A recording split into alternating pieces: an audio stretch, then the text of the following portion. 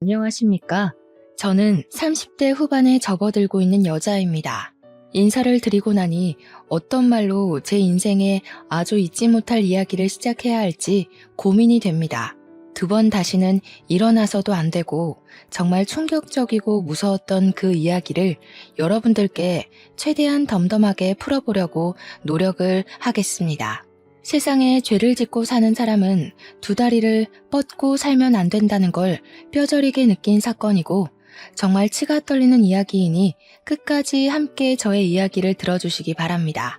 다소 충격적일 수 있으나 그때 제 심경을 같이 공감하면서 들어주신다면 제가 이 사연을 올리는 것에 보람을 느낄 것 같습니다.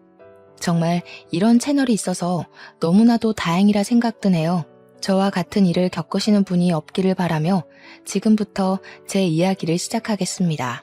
저는 약대를 졸업하고 약사로서 일을 하고 있었습니다.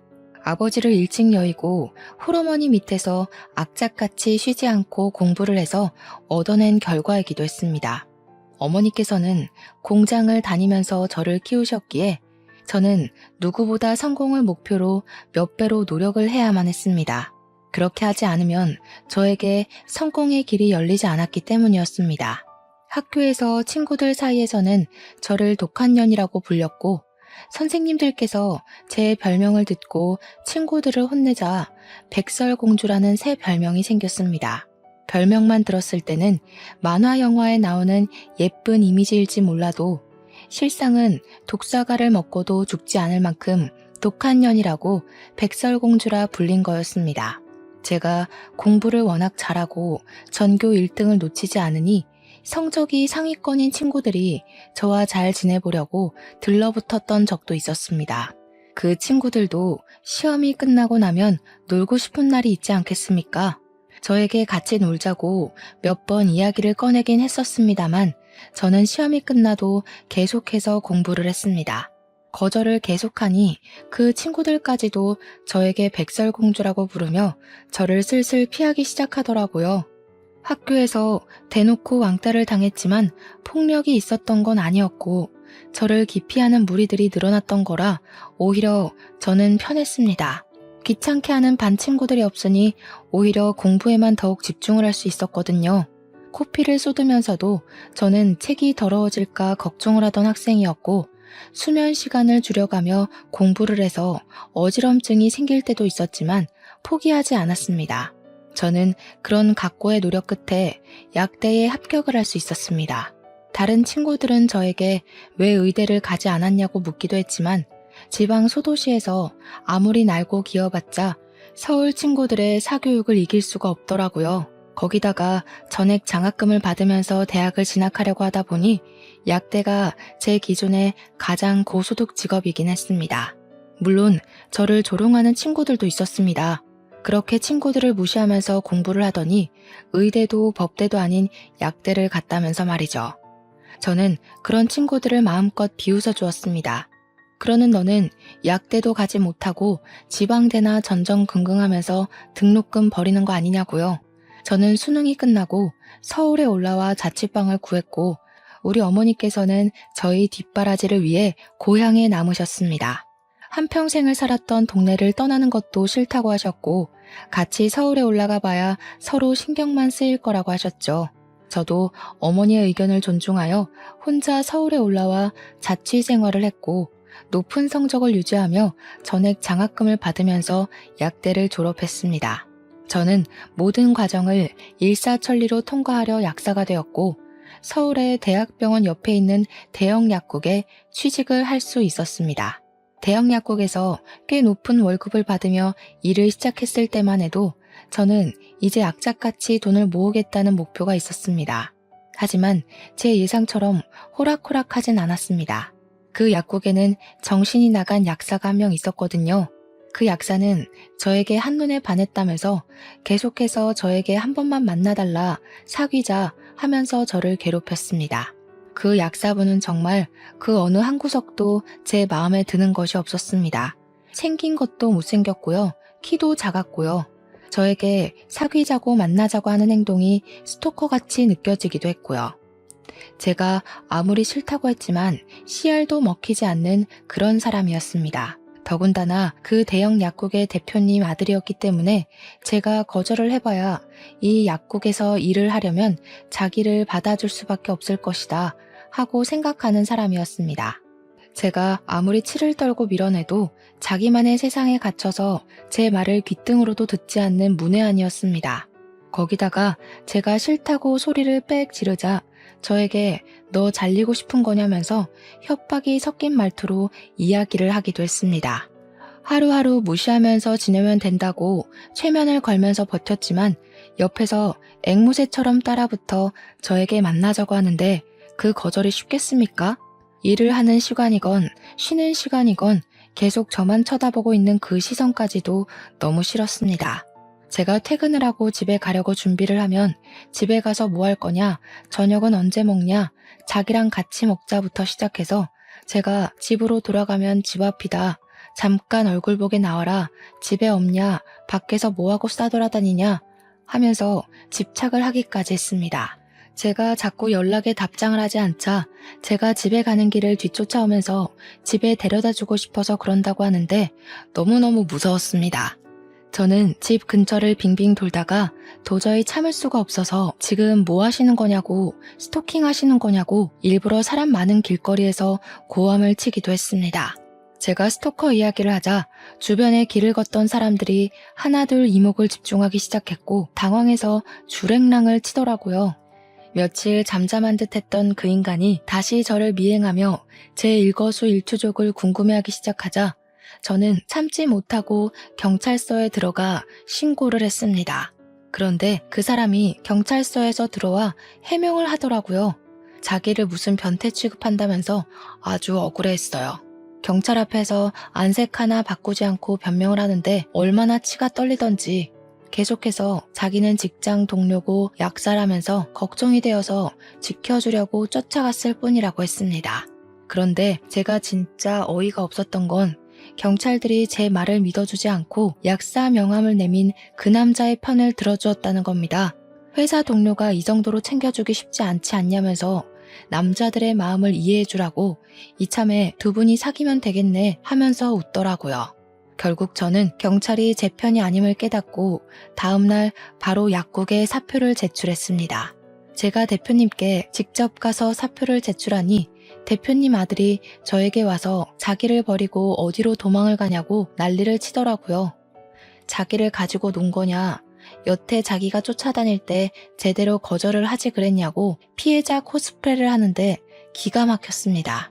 오죽하면 같이 일하는 동료 약사들이 저것도 병이라면서 다들 고개를 절레절레 지었을까요? 저는 일부러 대표님 들으라고 큰 소리로 말했습니다. 당신이 스토킹해서 치가 떨려서 일을 그만두는 거라고요. 대표님 눈치를 보면서 자기는 그런 적 없다고 발뺌을 하길래 문자 보냈던 내역을 일일이 찾아서 보여주었습니다. 어디냐고, 왜 집에 안 가냐고, 남자 만나러 가는 거 아니지? 너 걸레야?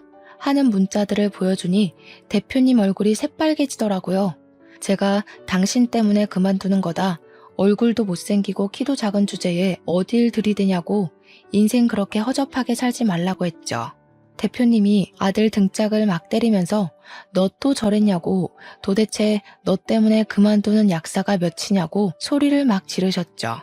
알고 보니 저 말고도 피해를 입고 그만둔 사람들이 한둘이 아니더라고요.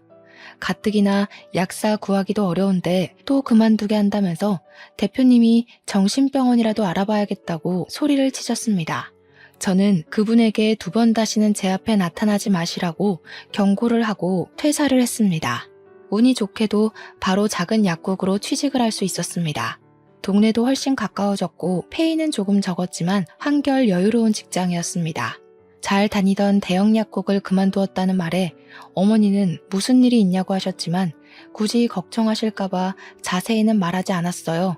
근데 여기서 일이 끝나지 않고 제가 취직한 새 약국까지 찾아와서 스토킹 짓을 하는 게 아니겠습니까?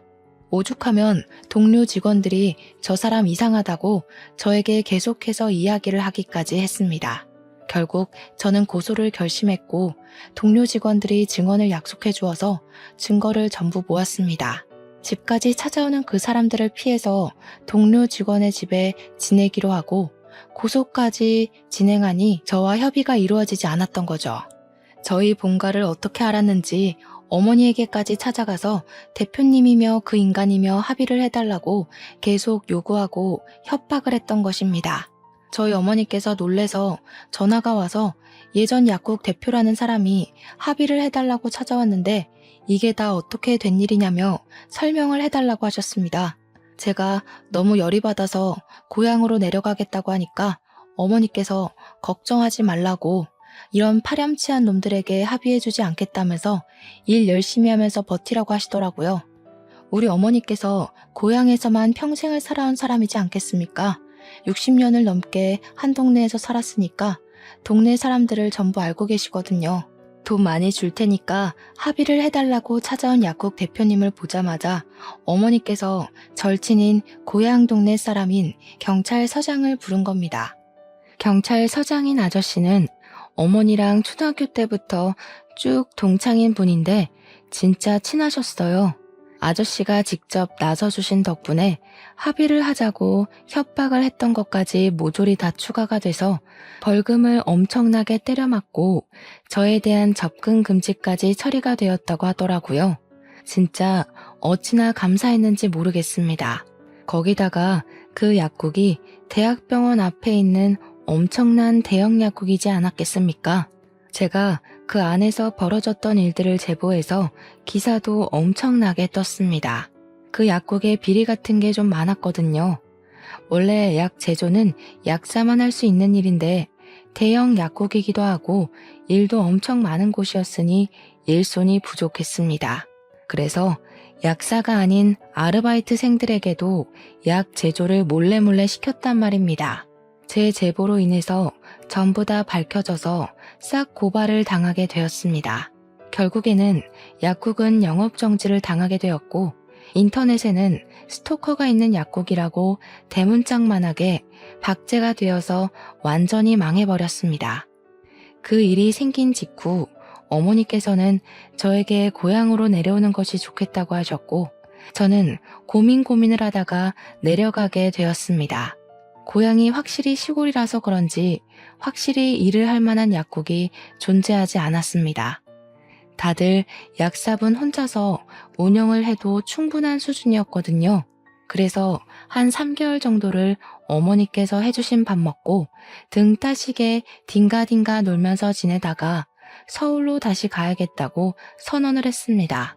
아직 월세집 정리도 안 됐고 여기는 일할 곳이 없다고 했더니 어머니께서 안 그래도 이곳저곳 알아봤는데 서울로 가는 게 좋겠다고 하셨습니다. 대신 무슨 일이 생기면 숨기지 말고 꼭 이야기를 해달라고 하셔서 약속까지 꼭꼭 걸고 서울에 오게 되었습니다. 다시 올라온 후부터 약국을 알아보다가 상당히 뜬금없는 곳에 있는 약국에서 구인 공고가 났고 그곳에서 일을 하게 되었습니다. 보통의 약국은 아파트 대단지 앞에 있거나 병원 근처에 질비하고 있는데 이곳은 공장 같은 회사 건물 앞에 떡하니 있었습니다. 주위에 병원이 있는 것도 아니었고요. 그래서 장사가 되나? 왜 새 약사를 뽑는 거지? 하면서 의문을 가지고 출근을 하게 되었습니다. 큰 공장 같은 곳 앞에 있었는데 이 약국이 장사가 잘 되고 사람을 왜 새로 뽑아야 하는지 알겠더라고요.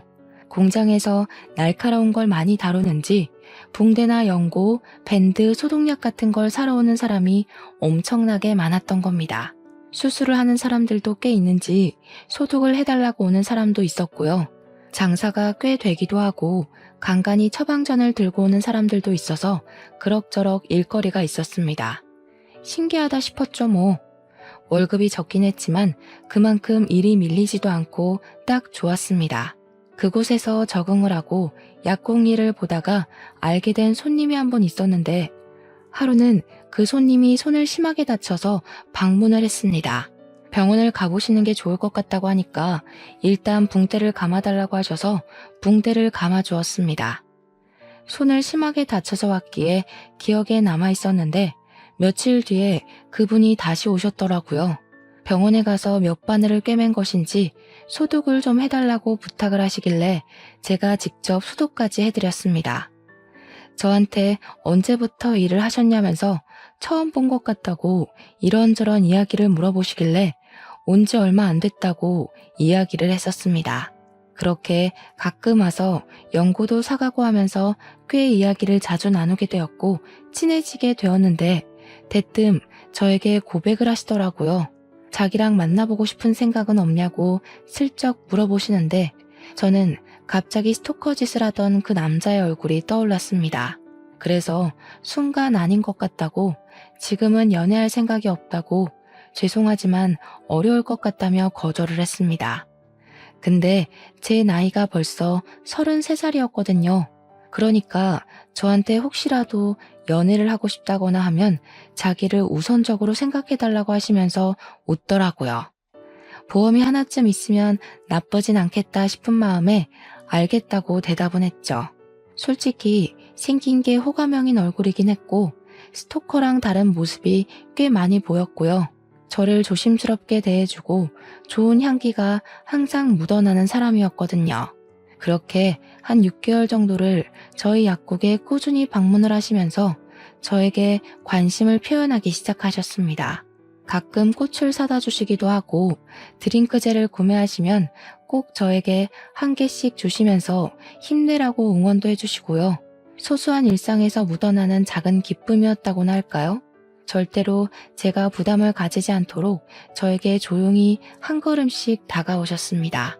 제가 결국에는 스토커 이야기를 슬며시 했는데 그 이후에 더욱 저에게 조심스럽게 행동을 해주시고 상당히 세심한 사람이었습니다.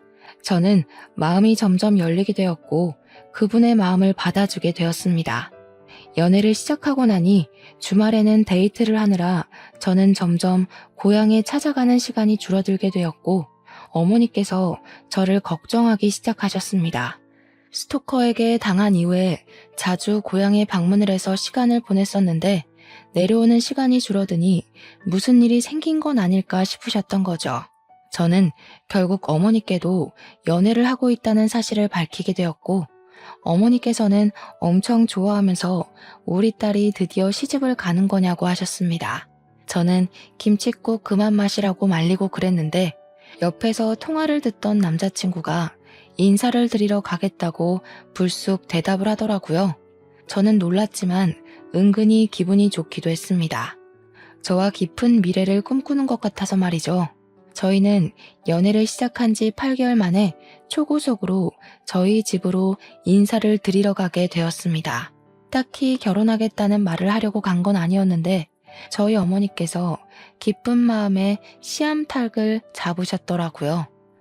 벌써 사위 대접을 하시고 남자친구도 넉살 좋게 장모님 하는데 그게 엄청나게 부담스럽게 다가오지 않았습니다. 보기에도 괜찮고 우리 어머니께서도 너무 좋아하셨고요. 거기다가 큰아들 생긴 기분이라고 저한테 꽉 잡으라고 하시더라고요. 그래, 이런 분위기라면 평생을 함께 살아도 부족함이 없겠다 하는 생각이 들었습니다. 저도 남자친구에게 용기를 내서 어머님 아버님을 뵙고 싶다고 이야기를 하니까 남자친구가 겸연쩍게 이야기를 하더라고요. 자기는 부모님이 계시지 않다고요. 그래서 저희 어머니께 본인 부모님에게 해드리지 못한 효도까지 전부 쏟아붓고 싶다고 이야기를 했습니다. 마음이 짠하면서 제 가슴을 울리는데 참 진국이구나 싶었습니다. 그날 저녁에 어머니께 슬쩍 떠보니까 너무 좋다고 하시면서 당장이라도 나를 잡으라고 하시길래 결혼을 하자고 말을 할까 고민을 하던 도중 일이 생겼습니다. 어머니께서 공장에서 일을 하시다가 그만 쓰러지셨다는 연락을 받게 된 것입니다. 다행히 생명에 지장이 있는 병은 아니었다면서 머리가 핑 돌고 어지러워서 쓰러지셨다고 어머니께서 직접 연락을 주셨습니다. 저는 놀란 마음에 한달음으로 고향까지 달려가게 되었는데 병원에서 여러 검사를 거친 결과 머리에 혹이 있다면서 수술을 해야 한다고 하더라고요. 암은 아니고 그냥 혹으로 보인다고 걱정하지 말라고 하셨지만 위치가 뇌를 압박할 수 있는 자리에 있으니 빠르게 제거를 하는 게 좋겠다고 하셨습니다. 수술 후 후유증에 관한 설명과 수술 방법에 대한 이야기를 듣고 서울에 올라와 큰 대학병원에서 수술을 하기로 예약을 잡았습니다. 제가 지극정성으로 돌봐드려야겠다 결심을 했는데 우리 남자친구가 퇴근을 하고 나면 거리가 꽤 있음에도 병원으로 달려오더라고요. 나서서 우리 어머니의 수발을 들면서 주말에도 싫은 내색 하나 없이 병실을 지켜주었습니다. 어머니께서 너무너무 고맙다고 하는데 이 남자랑 하루라도 빨리 결혼해야겠다 하는 결심을 가지게 되었습니다. 거기다가 어머니께서 한번 쓰러지고 나니까 덜컥 무서운 마음이 들면서 빨리 결혼하는 게 효도하는 지름길이겠다 싶었던 거죠. 어차피 인사를 드릴 시댁도 없겠다. 어머니께 더 큰일이 생기기 전에 결혼해서 손주까지 안겨드려야겠다고 생각을 했습니다. 어머니께서 수술이 무사히 끝나고 저는 결혼에 대한 이야기를 꺼냈습니다. 다행히 암도 아니고 수술로 깔끔하게 혹만 제거하면 된다고 했는데 수술도 참 잘 됐습니다. 단지 뇌를 살짝 압박하고 있었던 탓에 신경을 살짝 건드리게 되면서 어머니께서는 후각을 느끼지 못하게 되긴 했지만요. 어머니께서는 죽다 살아난 기분인데 후각이 뭐가 문제냐고 신경 쓰지 말라고 하셨습니다. 의사 선생님께서도 후각은 나중에라도 돌아올 수 있는 거니까 괜찮을 거라고 하셨습니다. 어머니께서는 다시 고향으로 내려가시게 되었고 저희는 결혼 준비를 시작하게 되었습니다. 정말 간단하게 최소한의 형식만 지키자는 마음으로 남들 하는 만큼만 준비를 한다고 서둘러서 했음에도 불구하고 4개월이라는 시간이 걸렸습니다. 어머니께 정말 예쁘고 고급스러운 한복 한 벌 딱 해드리고 결혼식을 올렸고 저희는 사정상 신혼여행은 생략하였습니다. 신혼집을 구하느라 돈이 많이 들어가기도 했고요. 어머니께서 수술하신 지 얼마 되지 않았으니 불안한 마음에 신혼여행은 나중에 가도 된다고 미루게 되었습니다.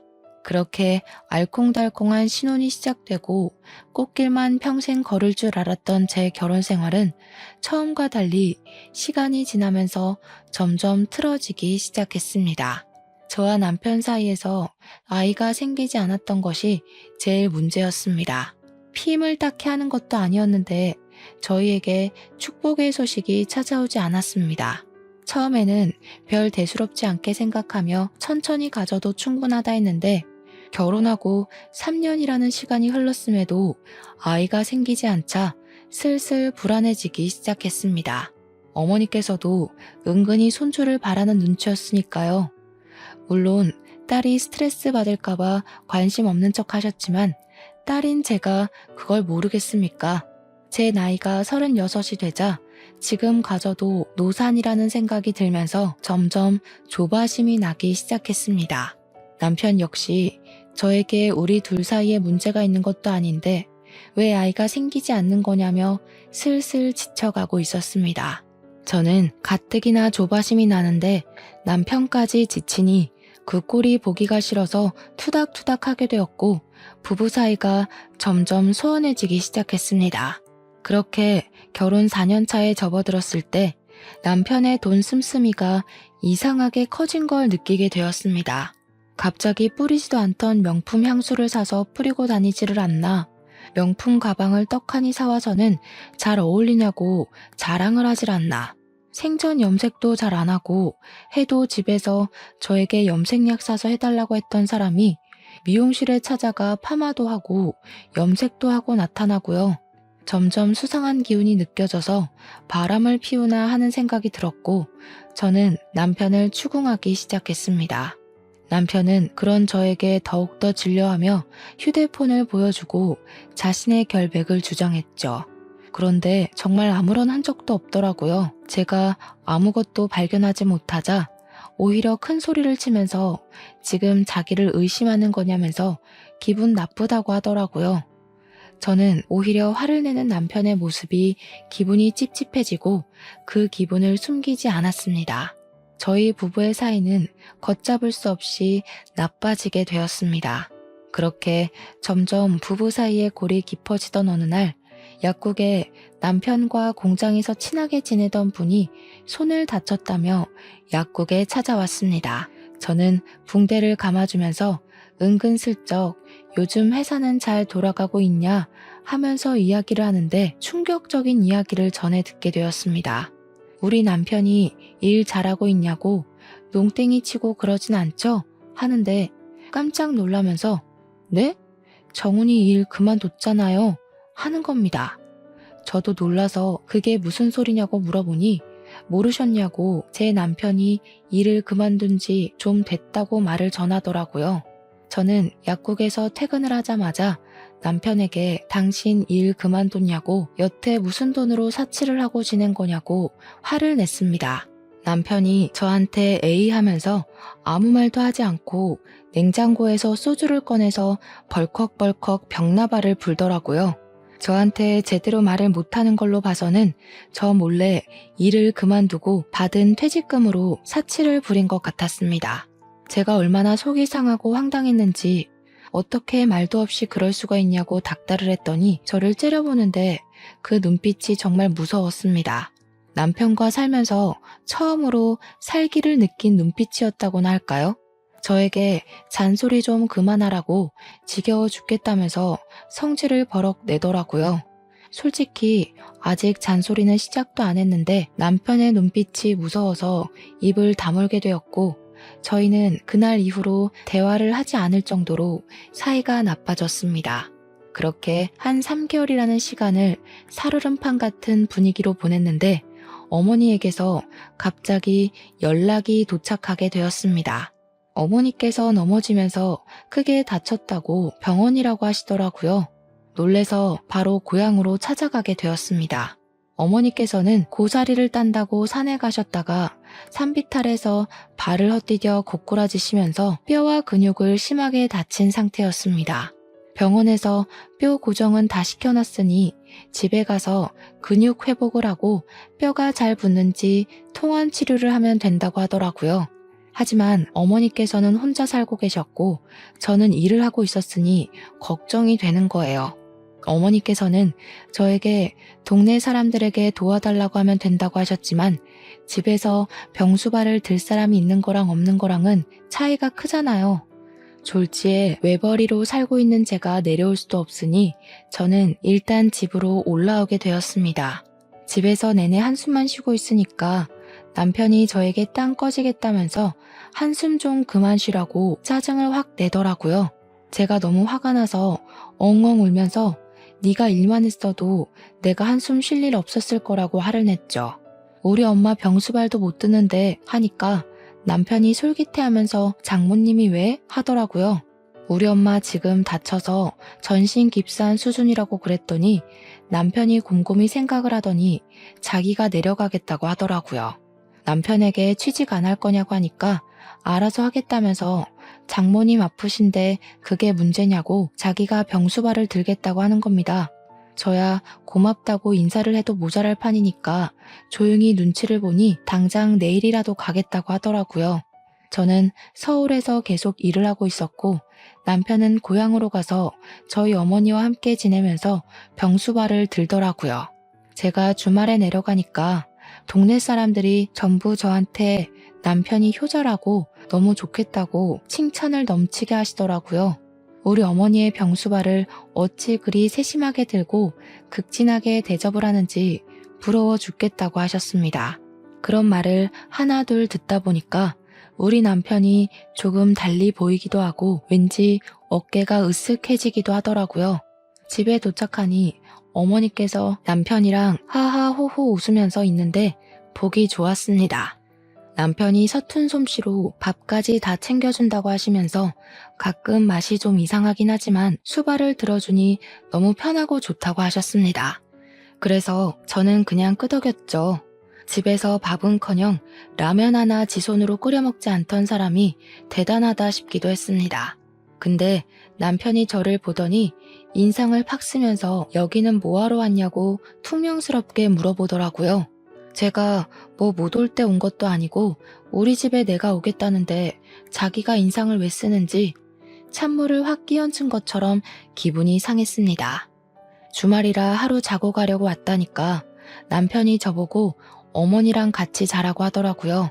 밤에 화장실 왔다 갔다 하실 때 불편해 하신다고 그래서 알겠다고 했는데 어머니께서 저한테 남편이랑 같이 자야지 왜 여기서 자냐고 타박을 하셨습니다. 밤에 화장실 알아서 잘 갈 테니까 남편이 옆에서 자고 가라고 하시더라고요. 졸지에 쫓겨나서 남편 방으로 갔더니 남편이 화들짝 놀라더라고요. 여기는 왜 왔어? 하는데 내가 뭐 못 올 때 온 거냐고 대답하고 방을 둘러보는데 은근히 자기 짐을 채워뒀더라고요. 그러다 선반에 웬 안약통 같은 게 5개가 쪼르륵 있길래 이게 뭐야? 하고 보니 니코틴 원액이라고 쓰여 있더라고요. 그러자 남편이 만지지 마 하면서 날선 반응을 보였습니다. 제가 약사니까 니코틴이 뭔지 잘 아니까 이게 왜 여기 있냐고 물어보니까 남편이 그러더라고요. 장모님이 담배 냄새를 싫어하셔서 냄새가 없는 전자담배로 바꾸었다고요. 여기가 시골이라 전자담배를 파는 매장이 멀어서 한 번 갈 때 여러 통을 사두게 되었다고 하길래 저는 전자담배를 피워본 적이 없어서 그런가 보다 하고 넘어갔습니다. 다음 날은 밥 차리느라 고생하는 남편을 대신해서 제가 식사 준비를 다 하고 다들 맛있게 먹고 정리까지 마친 뒤 저는 출근을 해야 해서 서울로 돌아오게 되었습니다. 제가 자주 갈 수가 없으니까 어머니와 일주일에 2-3번 정도 통화를 하는데 최근 들어서 어머니께서 자꾸 그러시더라고요. 이상하게 몸이 점점 안 좋아지는 것 같다고. 뼈가 이상한 데 가서 붙었나 하시더라고요. 자꾸 어지러운 느낌이 들고 속이 울렁울렁 뱃멀미를 하는 것처럼 뒤집어지고 밥맛도 영 없고 맛도 이상하게 느껴진다고 하셨습니다. 후각에 문제가 있으니 맛이 제대로 느껴지지 않을 수 있어서 그런 거 아니냐고 했더니 밥이 좀 쓴 것 같고 역하다고 하시더라고요. 그래서 어머니께 큰 병원에 가서 검사를 한 번 더 받아봐야 하는 거 아니냐고 걱정이 된다고 했더니 그래야 하나 하시더라고요. 전화를 끊고 남편에게 전화를 걸어서 엄마 모시고 동네 병원이라도 가서 피 검사 한번 받아봐라 했는데 남편이 한숨을 푹 쉬었어요. 원래 늙으면 다 식욕이 사라지고 속도 불편하고 하는 거라면서 뭘 이런 걸로 검사까지 하냐고 유난인 거라고 하더라고요. 그냥 그런 건가? 하고 있었는데 같이 일을 하던 약사님께서 담배를 좀 피고 오겠다면서 전자담배를 들고 나가시더라고요. 한 10분 뒤에 돌아오신 약사님께 우리 남편도 이런 걸로 바꿨다더라 하면서 전자담배 이야기를 하게 됐습니다. 제가 약사님께 몰랐는데 전자담배에도 니코틴이 많이 들어가더라. 10ml짜리 통을 5개나 들고 있던데? 하면서 이야기를 했죠.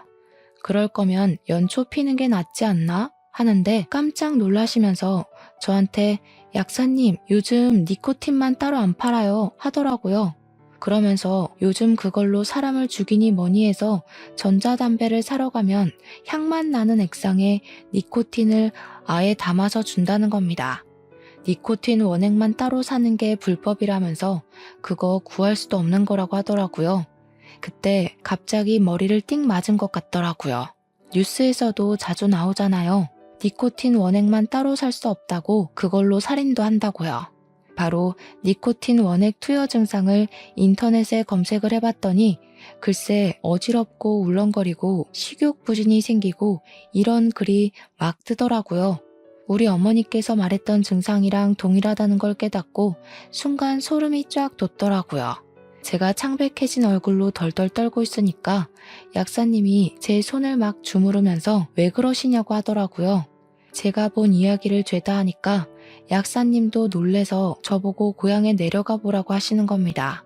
한 3일 정도 휴가를 쓰게 해주시겠다고 집안일부터 해결하고 오라고 하시길래 냉큼 고향으로 내려갔습니다. 가기 전에 일부러 니코틴 해독에 좋다는 복숭아를 잔뜩 사서 내려갔더니 남편이 고향집에 도착한 제 얼굴을 보고 인상을 팍 쓰더라고요. 아무렇지 않은 척 엄마 복숭아 사왔어 하면서 남편을 밀치고 들어가니까 고작 복숭아를 주러 여기까지 온 거냐고 묻더라고요. 갑자기 약국에 일이 생겨서 문을 닫았다고 태연하게 거짓말을 하고 복숭아 좀 먹으라고 니코틴 해독에 좋다고 하니 남편이 정색을 하더라고요. 장모님 속도 쓰리다고 하시는데 무슨 복숭아를 사오냐고요. 저는 잠시 남편이 배 아프다고 화장실에 간 사이에 남편 방에서 니코틴 원액을 찾았습니다. 그게 약간 갈색빛이 나길래 저는 미리 전자담배 파는 곳에서 똑같은 니코틴 용액 케이스만 따로 구매해서 그 안에 간장을 채워넣고 색을 비슷하게 만들어서 바꿔치기를 했습니다. 얼핏 보기에는 니코틴 원액과 차이점이 보이지 않아서 원래 니코틴 원액은 제가 따로 챙겨두고는 태연하게 거실 소파에 앉아 있었습니다. 아무렇지 않은 척 시간을 보내다가 저녁 먹을 때쯤 돼서 저는 입맛이 없다는 핑계를 대고는 남편이 하는 짓을 힐끔힐끔 쳐다보았습니다. 남편은 제가 내일 출근 때문에 밤늦게 서울로 출발할 거라고 했더니 그래? 하면서 안색이 밝아지더라고요. 어찌나 소름이 끼치던지. 대신 피곤하니까 당신이 밥을 좀 하라고 했더니 당연하지 하면서 주방으로 들어가더라고요. 남편이 밥 차리는 동안 저는 관심 없는 척 TV를 보는 척 하면서 연기를 하다가 슬쩍 주방을 보니까 제가 바꿔치기 한 니코틴 용액을 슬며시 열더라고요. 저는 이때다 싶어서 몰래 휴대폰 동영상으로 찍기 시작했습니다. 제가 간장을 넣었으니 밥에 색이 살짝 묻어났나 보더라고요. 그러니 태연하게 밥을 숟가락으로 휘휘 섞는데 진짜 손이 떨려 죽을 뻔했습니다. 그런 장면이 모조리 다 보일 수 있게 일부러 확대까지 해서 찍고 있었습니다. 남편이 밥도 다 차렸는데 언제 집에 갈 거냐고 묻길래 엄마가 밥 먹는 것만 보고 가겠다고 하니까 인상을 또 팍팍 쓰면서 빨리 가라고 하더라고요. 제가 왜? 하고 물으니까 당황해하면서 밤이 늦으면 운전도 위험하고 하면서 변명을 했습니다. 그러고는 식사를 시작했는데 어머니께서 밥을 한 숟가락 떠 드시더니 오늘은 이상하게 밥이 짜네 하시더라고요. 저는 이때다 싶어서 입을 열었습니다. 엄마, 그 밥에 간장이 들어가서 그래. 그래서 짠 거야. 제 말에 남편도 어머니도 저를 쳐다보더라고요. 혹시 요즘에 경찰에 신고할 때 문자 메시지로 신고 접수가 가능한 거 다들 알고 계시나요? 제가 미리 경찰에 신고를 해두어서 경찰이 출동을 한 상태였거든요. 때마침 근처에서 사이렌이 울리길래 현관문을 열어주었습니다. 경찰이 범죄 신고를 받고 왔다고 집에 들이닥치는데 제가 남편을 가리켰습니다. 저희 남편이 우리 엄마 밥에 니코틴을 섞고 있었습니다. 제 말에 남편이 화들짝 놀라면서 무슨 소리를 하는 거냐고 억울하다고 정신병자냐고 소리를 치더라고요. 그래서 저는 출동한 경찰에게 제가 찍어두었던 영상을 보여주고 빼돌렸던 니코틴 원액을 경찰에게 넘겼습니다. 그걸 소지하고 있는 것만으로도 충분히 불법이라고 하더라고요. 경찰이 이 밥이 니코틴이 섞인 밥이냐고 묻길래 제가 간장으로 바꿔치기 해두었다고 설명을 했습니다. 어머니는 경찰차를 타고 인근 응급실에서 급하게 혈액 검사를 하게 되었고 혈액에서 니코틴 성분이 다량 검출되었습니다. 남편은 본인이 흡연자이기에 장모님이 간접 흡연을 하게 되어 니코틴 성분이 나온 거라고 박박 우기더군요. 하지만 경찰은 간접 흡연으로 이런 수치가 뜰 수 없다면서 남편을 긴급 체포했습니다. 남편은 살인 미수죄로 재판을 받게 되었고 저는 이혼 소송을 바로 걸었으며 아이도 없고 사항이 긴급하다 보니 이혼 처리가 빠르게 이루어졌습니다. 당연히 저에게 위자료를 지급하라는 판결이 나왔고 구치소에 소감이 된 남편을 찾아가서 퇴직금을 내놓으라고 했습니다. 그러니 남편이 피식 웃으면서 자기가 돈이 하나도 없다고 하는 겁니다. 몇 년 동안 거기서 일을 했는데 퇴직금은 다 어디다가 쓴 거야? 나 퇴직한 게 아니라 잘린 거야. 권고사직. 돈 한 푼도 없어. 재판 도중에 알게 된 사실인데 살인을 하려는 동기가 사망보험금 때문이었다고 하더군요. 저도 모르는 사이에 수익자를 남편 이름으로 해서 사망보험을 무려 5개나 가입을 했다고 하더라고요. 전 회사에서 잘린 이유도 몇 년간 횡령을 했고 그게 걸려서 잘린 것이었습니다. 횡령한 금액을 배상해야 하는 상황이 놓인 상태에서 이런 짓을 저지른 거죠. 횡령한 돈을 전부 그동안 지 치장을 하고 명품을 사는 데 사용했기에 갚을 돈이 없었던 겁니다. 결국 우리 어머니를 죽여서 받을 보상금을 노리고 있었던 것이었습니다. 진짜 이게 사람인가 싶어서 얼마나 치를 떨었는지 재판하는 내내 입을 꾹 다물고는 인정도 부정도 하지 않더라고요. 최소한 죄송하다는 말은 나올 줄 알았는데 지는 끝까지 잘못한 게 없는 것처럼 굴었습니다. 그저 재수가 없고 운이 나빠서 걸린 거지 자기 계획은 완벽했다는 사람처럼 말이죠. 그런데 사건이 밝혀질수록 이상한 점들이 나오기 시작했습니다. 남편의 부모님도 돌아가셨다고 했지 않습니까? 그 사인도 이상했던 겁니다. 나중에 여죄로 드러나게 되었는데 남편이 부모 역시 니코틴으로 살해를 했던 것이었습니다.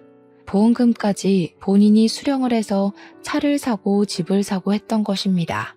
남편은 당연히 죄질이 나쁘고 연쇄살인이라는 이유로 사형이 떨어지게 되었고 그제야 분하다며 저에게 악을 쓰더라고요. 진짜 정신 나간 놈인 줄 알았습니다. 저는 남편 이름으로 된 재산을 변호사를 통해서 위임장을 받아 모두 처분할 수 있었습니다. 어차피 가석방 없는 사형 수이기에 그 돈으로 저희 어머니를 치료하고 하는데 사용하려고 합니다. 재판이 다 끝나고 전 남편은 교도소에 들어가게 되었고 몇 개월 뒤 저에게 편지를 하나 보내더군요. 너무 힘들고 외롭다면서 면회 한 번만 와달라고 하는데 진짜 이게 사이코패스구나 싶었습니다. 그래서 저는 이사도 가버리고 등본 열람도 못하게 막아버렸습니다. 약국에도 사정을 설명한 뒤 일을 그만두게 되었습니다. 남편의 재산을 처분하니 돈이 꽤 되더라고요. 집도 차도 다 팔아버렸거든요. 저는 고향으로 내려와서 그 돈으로 작게 약국을 개원했습니다. 든든한 건 우리 약국 바로 옆 건물이 경찰서라는 것입니다. 물론 전 남편이 탈영하기 전까지는 세상에 나타나지 않겠지만 불안한 마음은 어쩔 수 없더라고요. 어머니와 함께 고향에서 다시 오순도순 잘 살아보려고 합니다. 어머니의 회복이 끝날 때까지 저는 치료에만 집중하겠습니다. 제 이야기를 들어주셔서 정말 감사합니다.